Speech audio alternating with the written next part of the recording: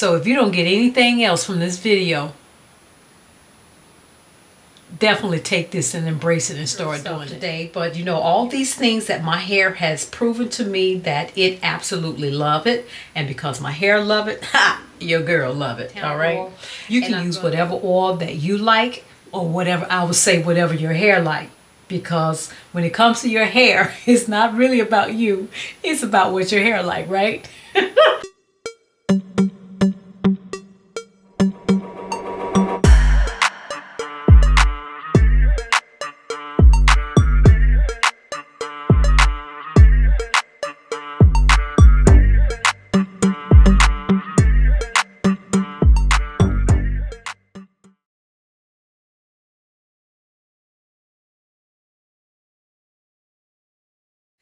Hello, welcome to the channel. This is Trina Claiborne, your 4C hair transformation coach. If you are new here, welcome. And if you are a subscriber, welcome back. Well, we are on wash day number 18 for the menopausal hair loss challenge. And if you haven't seen the rest of the challenges, a link to the playlist is in the description box for you to review it, to get caught up, because I know that our hair is special in addition to being 4C, right? So on today's video, I'm gonna give you 7 tips for menopausal hair loss for 4C hair in particular, because that's what your girl got, of course. But where I am today, so far, of course, you know, if you haven't been on my channel, I always like to pre-poo my hair, and I've done that so far. I did it last night, and so I let it sit overnight to really get into the roots, because if you didn't know, now you know. This is what I use, the botanical oil, and this is the true botanical oil. As you know, it's a little bit hard, so for my routine I usually heat it up just a little bit to get it onto my scalp, and I also put it on my hair, so I've slept in that. And that's important if you 4C and high porosity like myself. So what I'm going to do, I'm going to go ahead and wash my hair. And so what I'm doing today, I am going to be doing a deep conditioner, and I'm using Dr. Miracle's deep conditioner. Let's see if the camera can pick that up. There she is right there. That's what I'm going to be using as a deep conditioner. And all of the things that I'm using today will be in the description box. But of course, I will be washing my hair with my favorite Aunt Jackie Oh So Clean Moisturizing and Softening Shampoo. I'll be using that. And I'm doing a little mixture of stuff today. But you know, all these things that my hair has proven to me that it absolutely love it. And because my hair love it, ha, your girl love it. All right. And I'm going to be using Cantu today. The avocado conditioner. I love this because it has a lot of slip, and it says it's for curls, coils, and waves. So that's my thing. And then I'm going to, now I do have my detangler on the standby. I always have that, and I know if you've been on my channel, you know how much I love Cantu's detangling. Okay, there it is. I don't know if it's really locking in on the product or not. I don't know, guess not, but anyway, I'll put it in the description box. And then I am my leave-in conditioner. It almost feel like I'm having a Cantu wash day. I'm using their leave-in conditioner. Absolutely love this stuff, and the good thing about it, it's not too expensive, to be honest with you. And I'm going to moisturize my hair with the TGIN Buttercream Daily Moisturizer. So those are the products that I'm going to be using in addition to my hydration concoction. We'll talk about that when I get back. So I'm going to go ahead and wash my hair, do my deep conditioner, and I'll get back with the 7 tips for menopausal hair loss wash days for 4C hair.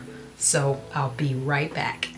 Hi ladies, I'm back. I'm done with washing my hair, and it's still very, very wet. And of course, I've got to go and get my license redone. Tomorrow's my 60th birthday.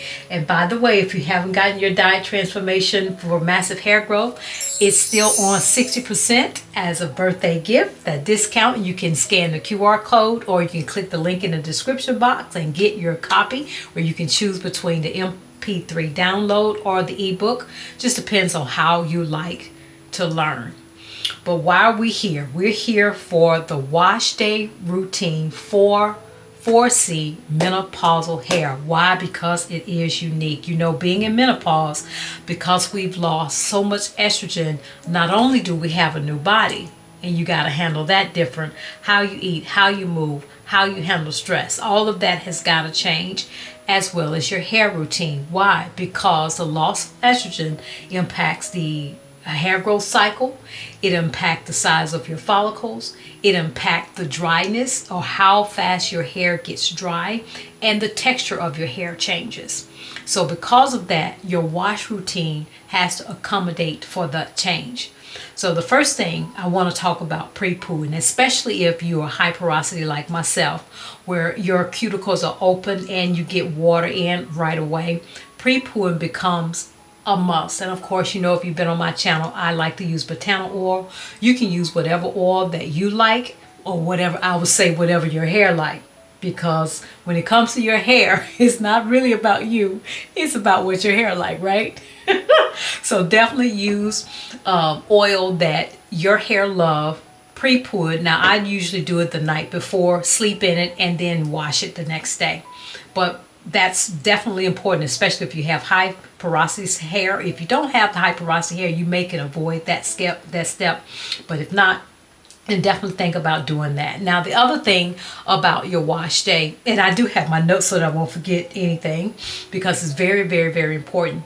Another thing is, how often do you need to wash? Of course, you know, washing is strictly about getting the scalp clean and getting buildup off, right? So how often is that for you? Are you the type of person that work out and you're outdoors a lot? Or if you're exposing your hair to other types of toxins, depending upon what you do for a living, will dictate how fast you need to wash your hair, right? And then the next thing is, when you are washing your hair, you want to make sure you get a massager. A scalp massager is one of the best things you can do. This is one that I got from the dollar store, and I like it because of this little hook that I can put my hand in, and it won't slip out with all of the shampoo and the conditioner that I'm using. I can actually use this twice. When I first rinse out my hair, I douse it with water, trying to get as much of any of the loose dirts and shampoos or whatever thing I have in my hair. And then my first round of shampoo, and I do this on the scalp all over, just to kind of wake up everything on the scalp. Then I rinse that out and I shampoo a second time. And then I'll know, depending upon the product, sometimes I may have to do it 3 times, depending upon what I've done to my hair. Or sometimes most of the time I only have to do it twice, because some of the other things that we're going to talk about that I've done throughout my journey. But definitely invest in a scalp massager, and it doesn't have to be fancy. Go to your local dollar store and pick up one for yourself. The next thing is to oil your scalp. Okay, so after you wash your hair, you want to oil your scalp, and I suggest using a lighter oil. And if the oil does not have essential oils that is designed to invoke blood flow, you can add a few drops, whether it's peppermints or rosemary oil, and just add a few drops of it in there, and massage it into your scalp, because you definitely want to encourage that blood flow. Because like I said, our hair is, once we've gone into menopause, the androgen stage is a lot shorter, which is why you see a lot of hair loss. So anything that you can do encourage blood flow to override that is a must, right? And then how you wash. Let's talk about that. How you wash your hair. Now, one of the things that I've done since I've been on this journey, because I don't know if you know, when I first got on this journey, I did the big chop, and once my hair started growing, then the things that I'm about to tell you now becomes more and more and more important. Some of this stuff you can get away with it if you still rocking the itty bitty fro, okay? But once your hair starts to grow, one of the things you definitely want to do is make sure you wash your hair in the direction of gravity, right? always wash it downward. Always wash it downward. And then the other thing is washing it in section. When I tell you that that is a life-changing wash day routine, oh my God, hands down. And you don't have to get fancy with it. So depending upon the thickness of your hair will dictate how many sections that you need to do. I know for most people, simply because of the way our head is made, most people's hair is thickest right in here. I see that notoriously across the board with just about everybody. That is the thickest part of your hair. Right? So depending upon how thick your hair will dictate how many sections you need to do. All right. Let's see. Hydration. Oh, this is another one. Hydration, because one of the things that happen with menopause is that our hair lose a lot of hydration. So it gets dry, which makes it prone to breaking. And I'm going to go through some steps for hydration. All right. And this first one has nothing to do with shampoo. It's your lifestyle. You got to drink water.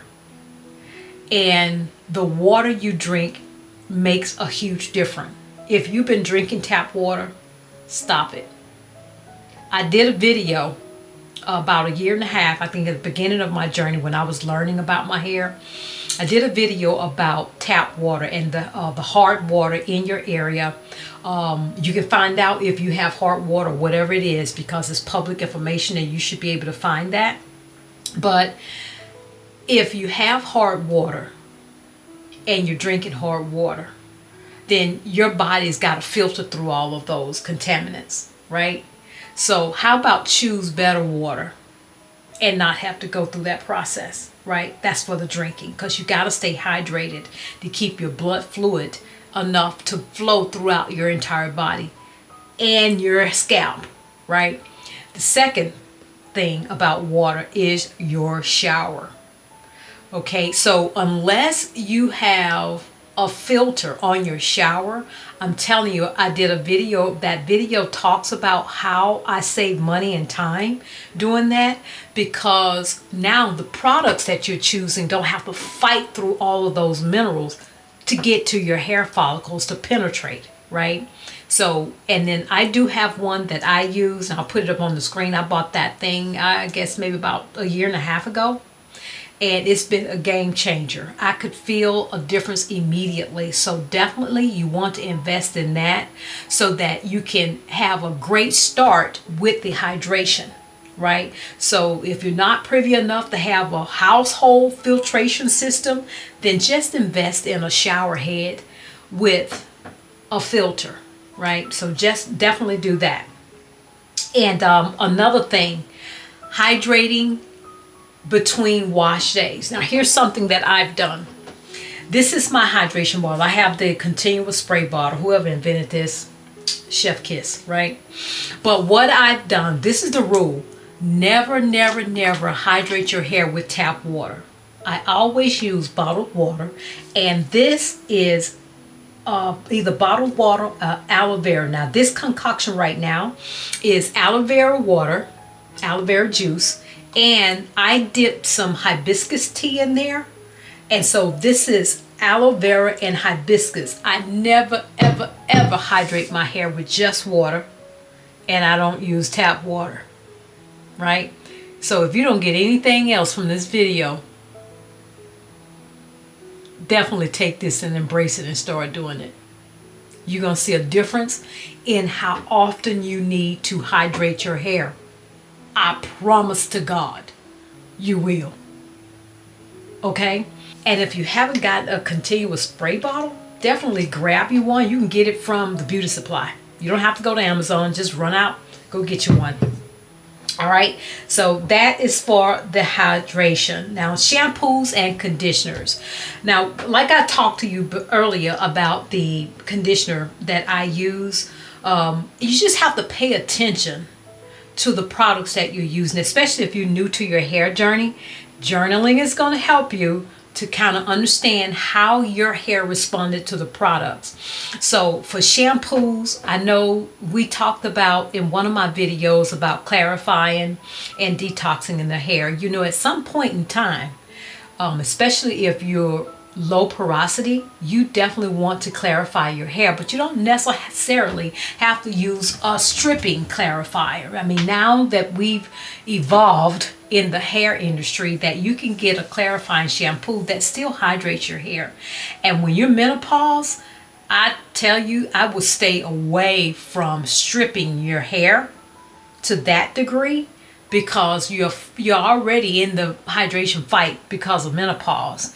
Then just choose one of those, and then maybe use a clay mask to kind of help pull some of those products off of your hair. Just be smart about your clarification, because there is a time to clarify. You must do that, because I know I see a lot of people talk about, this product used to work so good on my hair, but now it don't. Well, you probably need to clarify your hair and get a lot of the buildup off, especially if you're low porosity. Now, I don't find that too much of a big issue for high porosity, because everything goes in and it just evaporates anyway, but you still get some buildup. So just be very, very, very mindful of the clarification process. You do need to do it, and let your hair tell you, because if your products that you loved and it's not performing well, chances are you probably need to clarify your hair.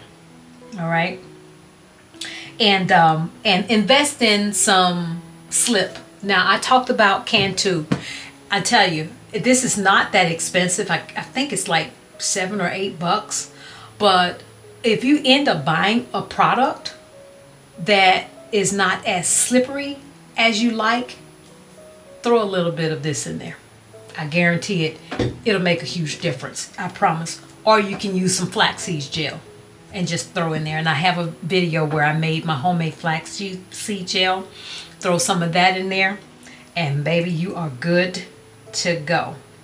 And then protein treatments. Like today, I did a deep conditioner, but I'm setting my hair up for what I'm going to be doing next month, just to make sure that it's strengthened and to handle what I'm going to be doing. But always journal and pay attention to your hair when you need to do a deep conditioner versus a protein treatment. And there's so many out there on the market, so if you haven't discovered which one that your hair love, pay attention to that and see how your hair is responding, because I think that because of this being an industry where everybody's jumping in on the bandwagon, and people will talk about, well, this worked good on my hair, it worked good on, well, everybody's hair is different. You've got to take the time to learn what your hair loves. And when you do find something, pay attention to the ingredients, right? And if you're sensitive, or if you have allergies of some sort, of some type of in food ingredient, and they might be in the product. So definitely be aware of those, because I know some people are allergic to coconut. Unfortunately, my hair love coconut. But if you have some allergies or something, make sure you pay attention to the ingredients in the products that you're using, and journaling it will help you either stay away from it or buy it every time, or have it as your backup, right? And let's talk about detangling on wash day. Now, the more you become a master, I'm talking about of detangling ninja with your hair, that's going to be very, very important. Why? Because number one, in menopause, your hair is already vulnerable. It's already staying in is not staying in the androgen stage long of that's your hair growth stage, right? So you want to hold on to the hair that you have by being very gentle with your hair, because finger detangling is actually an art. And if you can master that as often as you can without having to use a brush or a comb, then chef kiss to you, because being at this stage of life, you got to start doing that. Now, of course, the unbrush, and I'll grab it. The unbrush has been a game changer. So if you foresee and you haven't gotten this brush, I encourage you to definitely grab it. I'm not sure what the going price is of it now. I think I paid like $18, $19 with it. That was about a year ago. I think it's about a year and a half ago. But it took me a while because it was blowing up on social media. But this brush is the truth. And this is the last step of my detangling process. I detangle it, and then going always from the bottom and then all the way up, detangling, and then I follow up with this. And then now this, I wouldn't encourage you to do this if you're not sure you got the detangling right, but I follow up with a fine tooth comb and just make it from the root. And then if I find that I like, oh, this is not it, then I go back to my finger detangling to get everything, and I go through that process until I can get this to glide through without a hitch. Yes, that's my test. Okay, and also when you get ready to do treatments like Ayurvedic treatment. Now, some Ayurvedic treatments, if you haven't gone through the full menopausal hair loss, then I do my review on those, because that was my first time ever using. I did a lot of henna sook Ayurvedic, and I love the majority of them, but a few of them is not as slippery, right? And you want to learn the detangling in the process of putting those in, because especially if they're not as slippery as you used to, being able to handle your hair at that state is very, very important. And finger detangling is the key. All right, and protective styling. Now, once you finish your wash day, like right now, and I'm gonna show you what my hair looked like. I just got it pinned up with these, right, just to kind of keep it off my neck, so to speak. But in order for it to get a little bit dry, I'm going to hang it down, and I did it in 2-strand twists. But what I want to say about protector styling, especially at night after you wash your hair, it is extremely, extremely wet, right? So you don't want to put any ties or really tight ties like this on your hair, right? I think 3-strand braiding and 2-strand braid, there's no tension on the scalp, and you're not pulling it up with a tie. I just take it and put it in, and I'll grab it really quick. Hold on. Okay, this is my favorite bonnet, and I got this from the dollar store. It's a silk bonnet, and it's really big. So, and it's not too tight around my edges, okay? I just throw my hair back into it and just let my hair hang loose. I don't put any ties or anything on it like that, so that it's not pulling any of my hair. So that's what you want to do after you've done your wash day, is to make sure you pay attention to how you're handling your hair, especially when it's extremely, extremely wet. And if you have time to let it air dry, or if you want to get under dry and kind of get a lot of the excess water off, you can do that as well, or squeeze it out as much as you can. But just try not to put a protective style in there that will compromise your hair and cause it to break. Okay. All right. And then the moisture routine. Okay. Now, when it comes to moisture, there's many things that could impact that. And that will be the time of the year. Of course, your hair porosity. It depends upon the products that you're using. If they have hydrating elements, if they have sulfates in there or humectants in there, you definitely want to get something with humectants in it, especially during the summertime, depending upon how you're styling your hair. Okay, so figuring out how fast you need to moisturize become so important during menopause, right? Because like I said, we're prone to even more dryness as menopause, as 4C, and high porosity. You got those 3 things fighting against you, right? So journaling and trying to figure that out will be the best thing for you. And that's what I've done. Now, the other part about that is tracking the product that gave you the longer moisturization period, right? So if you use this product, you know that you can stay moisturized a little bit longer. Or if you stacking the things, you're drinking the water, you've changed your filter, you're making sure you're not using tap water, you have a great hydrating, that's the first step. You have something, and then you can also seal in the moisture, right? So let's talk about that when you coming into the process. What's the process? You want to hydrate first, and when you're doing the moisturization, you don't want to be saturated with the water. You don't want to saturate it because it's going to cause your moisturizer to evaporate faster, which is why I haven't put this in my head right now today. So that is another key. If you don't take anything else away from that, when you get ready to moisturize, make sure you hydrate, but you don't want to saturate, right? Hydrate, then you put your moisturizer on, and then you want to seal it. Now, depending upon how you're styling your hair will dictate whether you use a butter or you can use grease. And of course, you know, if you've been on my channel, I do have the Shea Bay sealing butter. And let's see, I think I have it here. This, and I love it. I made a big batch of it. When I tell you Shea Bay, oh, it smells so good. It smells so good.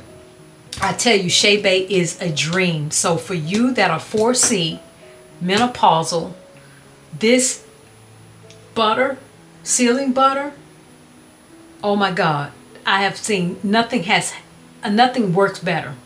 Even my love on Jackie's sealing butter. Okay, and if you want that video, I put a link in it so that for those of you that want a copy of the video, it's in there. So you just put your name in there, your email in there, and it'll be emailed to you immediately. But that is something that you want to do. So when it comes to moisturization, you want to hydrate, moisturize, and then seal it, right? And so those are the tips. I don't think that I've left anything out.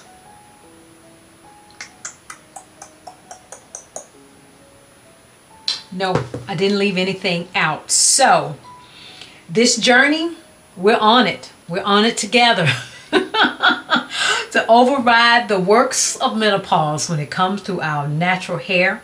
And I'm very glad that you guys are here. And don't forget to get your diet transformation for massive hair growth and check out the playlist with recipes that we're tweaking in order to make sure that we get the nutrients for our hair. Because being in menopause, you definitely got to do that. Because remember, you're killing two birds with one stone. You got to have the nutrients. And a lot of the nutrients in the foods that we're doing are estrogen dense. So it'll help you with that. It'll help you with your hair growth. It'll help you with a lot of things dealing with menopause. All right. So don't forget, grab your copy of the Diet Transformation ebook. I appreciate you. Leave a comment. If you like the video, give it a like, share it with someone that you know could gain value from it. And I'm going to go and get my driver's license done. I'm hoping that I don't have to take a picture, but just in case your girl got cute. Anyway, thank you so much for watching, and I will see you on the next video. Be blessed.